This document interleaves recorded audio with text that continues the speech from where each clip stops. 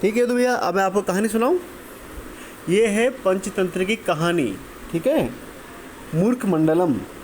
Okay. तो एक पर्वतीय प्रदेश के महाकाय वृक्ष पर एक बड़ा सा पेड़ था। उसके ऊपर ना एक सिंदूक नाम का पक्षी रहता था। हाँ, ठीक है। हाँ हाँ। वो और उसके विष्ठा में स्वर्ण कण होते थे। जो वो बीट करता था ना, उसमें सोने के कण होते थे।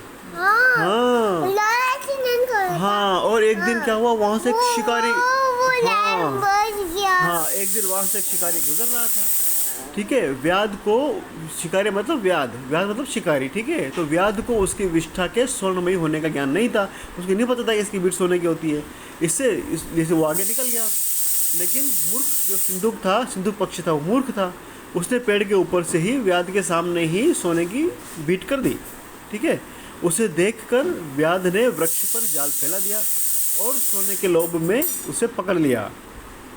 हाँ, फिर उसे पकड़कर व्याध अपने घर ले आया। वहाँ उसे पिंजरे में रख दिया।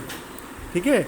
लेकिन दूसरे ही हाँ, दिन, वो बच गया गेट हाँ लेकिन दूसरे ही दिन उसे यह डर लगने लगा कि कहीं कोई आदमी पक्षी की सोने की विष्ठा के होने की बात राजा को ना बता दे, है ना, और राजा के सम्मुख ना पेश कर दे उसको, क्योंकि अगर उसको ऐसा पता चलेगा तो राजा उसको दंड देगा।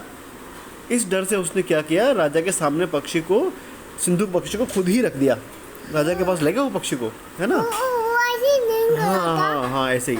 फिर राजा ने पक्षी की पूरी सावधानी के साथ रखने की आज्ञा निकाल दी। लाने बोला यानी। हाँ, किंतु राजा के मंत्री ने राजा को सलाह दी कि इस व्याध की मूर्खतापूर्ण बात पर विश्वास करके उपहास का पात्र न बनो, है ना। बोले राजा जी का मजाक उड़ेगा ऐसे तो। कभी कोई पक्षी भी कोई सोने की पीठ दे सकता है, इसे छोड़ दीजिए। राजा ने मंत्री की सलाह मानकर उसे छोड़ दिया।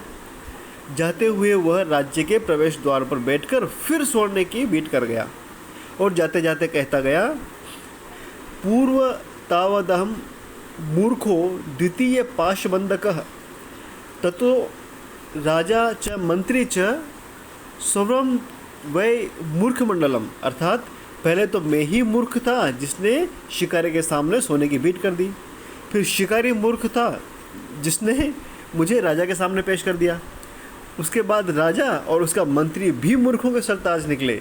इस राज्य में तो सबका सब मूर्ख मंडल ही इकट्ठा हो रखा है। वो